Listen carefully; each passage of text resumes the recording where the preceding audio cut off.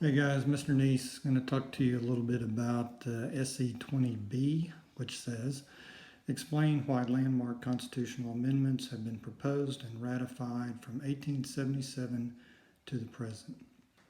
So it's not necessarily saying exactly, know each amendment and what it is.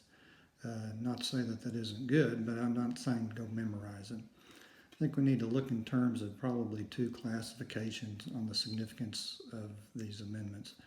Usually they are meant to fix something, an issue, maybe addressing something that needed to be addressed, or it may have to do with securing rights and freedoms or guaranteeing certain rights that maybe not have been previously specified as our society evolves. So as the country changes, the amendment process was meant to allow the Constitution to breathe basically through those times. So some examples: 16th Amendment, you have an income tax. There's a need for the government to generate money so that it can take care of certain things. So we get the income tax. 17th Amendment, direct election of senators.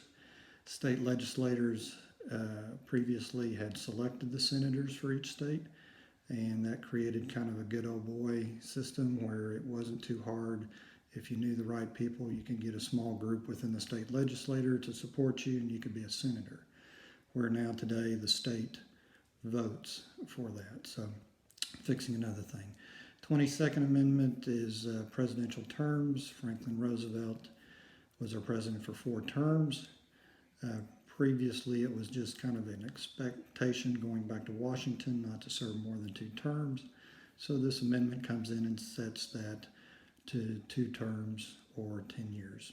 So other things, we get the prohibition of alcohol sales, 18th Amendment, and then it's repealed in the 21st.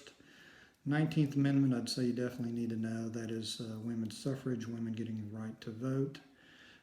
Again, you see that these amendments are trying to address either a social issue or equality issue. The right to vote at 18 will come not long after Vietnam War. Let's say that is the 26th Amendment. That is, if you're old enough to go to war, why shouldn't you be able to vote?